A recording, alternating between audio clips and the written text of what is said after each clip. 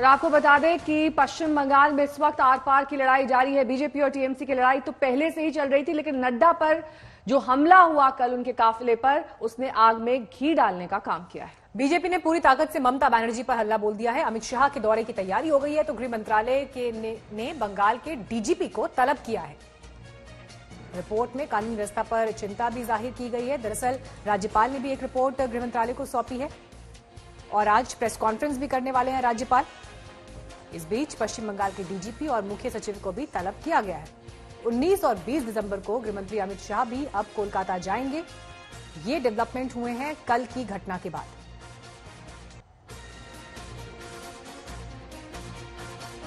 आपको दिखा देते हैं इस रिपोर्ट में दरअसल क्या कुछ शामिल किया गया है। इसमें सुरक्षा के पर्याप्त इंतजाम नहीं थे, ये कहा गया है। साथ ही रिपोर्ट में सुरक्षा प्रोटोकॉल का सख्ती से पालन नहीं किया गया है, इस बात को शामिल किया गया है। राज्यपाल की रिपोर्ट है जो उन्होंने अब सौंप दी है।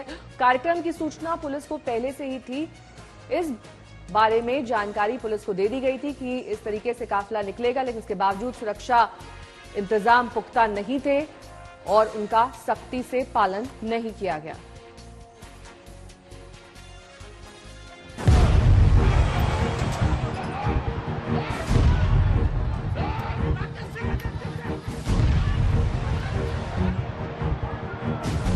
मैं यहाँ पहुंचा हूं तो मां दुर्गा की कृपा से पहुंचा हूं। बवंडर तो बंगाल में उठा पर धमक दिल्ली तक सुनाई पड़ी। आग बंगाल में, लेकिन आज दिल्ली तक महसूस हो रही है। बीजेपी अध्यक्ष जेपी नड्डा के काफिले पर हमले का मामला करारा जवाब देने की कवायद तक आ पहुंचा है। बीजेपी हर वो तरीका आजमा रही है जिससे ममता बनर्जी की राजनीतिक घेराबंदी की जा सके। दिल्ली से कोलकाता तक बीजेपी ने तमाम मोर्चे एक साथ खोल दिए हैं। बीजेपी के कार्यकर्ता सड़कों पर उतरे हैं। राज्यपाल ने सरकार से जवाब तलब किया है। राज्यपाल ने एक रिपोर्ट गृह मंत्रालय को भी भेजी है। दोपहर 2 बजे राज्यपाल प्रेस कॉन्फ्रेंस करेंगे। गृह मंत्रालय ने सीआरपीएफ के सीनियर अफसरों को कोलकाता भेजा है। सीआरपीएफ को भी रिपोर्ट देने को कहा गया है। गृह मंत्री अमित शाह के एक और बंगाल दौरे की तैयारी हो चुकी है। बीजेपी के दिग्गज नेताओं ने ममता पर हमले शुरू कर दिए हैं। कभी भी सीआईएसएफ, सीआरपीएफ सड़क पर खड़े होकर के पत्थरबाजों को नहीं रोकती है, वह सब्जेक्ट को प्रोटेक्ट करती है। उनका काम सब्जेक्ट को प्रोटेक्ट करना है। उनका काम सड़क पर खड़े होकर के जो लोग वहां पत्थर इकट्ठे कर रहे थे उनको रोकना हमारा काम नहीं है, वो स्टेट पुलिस का काम है। और स्टेट पुलिस को प्रश्रय देना ये ममता जी का काम रहा है। ये मेरा चार्ज है।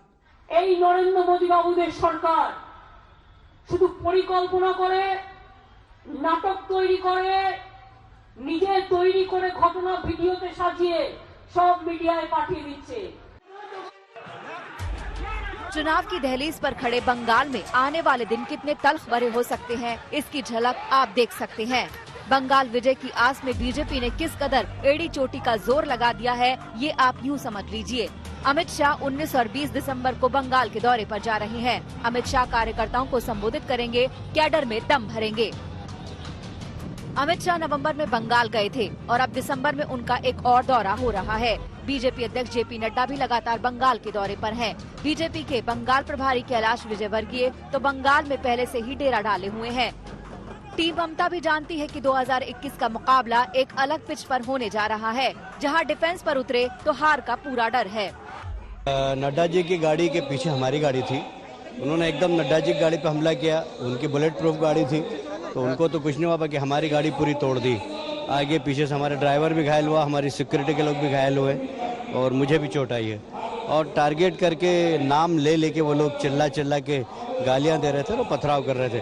और शर्म की बात है कि पुलिस अधिकारी वहीं खड़े थे। देखिए यहाँ पर लॉ एंड ऑर्डर है ही नहीं, यहाँ इस सरकार को बने रहने का कोई अधिकार नहीं है। They have CRPF, they have CISF, they have army. If these people they say that they are insecure, so what is the condition of the poor people of the country?